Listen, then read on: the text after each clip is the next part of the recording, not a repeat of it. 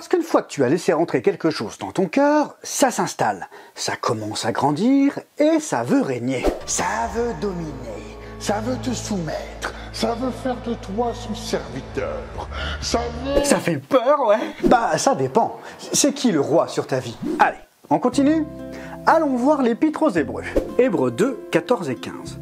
Ainsi donc, puisque les enfants participent au sang et à la chair, il y a également participé lui-même. Là, on parle de Dieu qui s'est incarné en Jésus.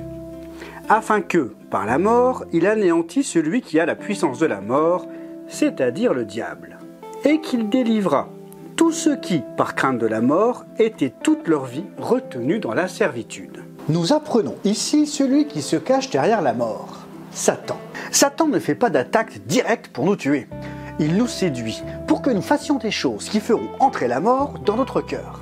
Il a dit à Ève, « Tiens, tu vois le fruit là? Mange-le. Tes yeux vont s'ouvrir. » Ouh! Il n'a pas mis le fruit dans la bouche de Ève pour la forcer à le manger. « Mais tu vas le manger ce fruit, oui! Et mâche bien, hein? » Non, il l'a séduite pour qu'elle agisse et qu'elle laisse entrer la mort. J'ai peur. Alors attends un peu, parce qu'il n'y a pas que le péché à la porte. Il y a aussi Jésus qui frappe. Rappelez-vous d'Apocalypse 3:20. Voici, je me tiens à la porte et je frappe. Si quelqu'un entend ma voix et ouvre la porte, quand on est devant une porte, on frappe avec quoi normalement? Avec nos mains. Ben là, Jésus nous dit qu'il frappe avec sa voix. À la porte de ton cœur, il y a une voix qui frappe. La voix de Jésus. Est-ce qu'il nous est déjà arrivé d'ouvrir la porte à des voix bizarres?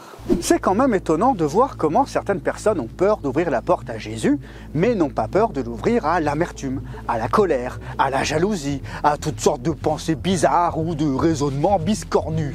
Rappelez-vous, qu'est-ce qui se passe quand on ouvre la porte? La chose qu'on laisse entrer dans notre cœur veut régner. Ça veut dire qu'en écoutant une voix qui n'est pas celle de Jésus-Christ, on devient en 2 minutes une porte du séjour des morts. Ça commence à faire flipper ce que tu racontes là. Oui, mais est-ce que tu comprends l'importance de savoir à qui tu ouvres la porte? À quelle voix? La voix de la colère, la voix de la jalousie, la voix du découragement, la voix de la peur, la voix du mensonge? Parce qu'une fois que c'est rentré dans ton cœur, ça veut régner, ça veut te rendre esclave. Et tu en arrives au même point qu'Adam dans le jardin d'Éden. Genèse 3:9.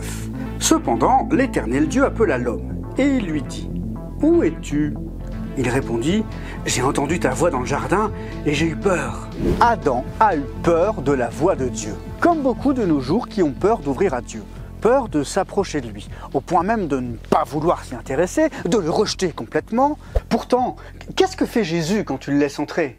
Apocalypse 3:20. Voici, je me tiens à la porte et je frappe.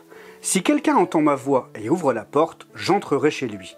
Je souperai avec lui et lui avec moi. Et oui, il n'arrive pas avec ses grosses valises en disant directement « Alors maintenant, mon petit père ou ma petite mère, ça va se passer comme ça. C'est moi le chef et tu vas m'obéir. » Il vient et d'abord, il prend un bon repas. Et il dira dans Jean 14:23 « Si quelqu'un m'aime, il gardera ma parole et mon Père l'aimera. Nous viendrons chez lui et nous établirons domicile chez lui. » Garder la parole de Jésus permet à qui de rentrer dans ton cœur? À Dieu lui-même. Ça veut dire que la personne à qui tu ouvres la porte, la parole que tu gardes, les pensées que tu entretiens, les raisonnements que tu continues d'avoir, c'est une personne à qui tu quoi? Nous viendrons chez lui et nous établirons domicile chez lui. À qui as-tu permis d'entrer et d'établir sa maison en toi? Et si quelqu'un est entré parce que tu lui as ouvert la porte et que tu ne voulais pas qu'il squatte, il va falloir le chasser. Mais vous le savez, c'est plus facile de garder la porte fermée pour empêcher quelqu'un d'entrer que de faire sortir des squatteurs. Mais ça, c'est un sujet pour un prochain épisode.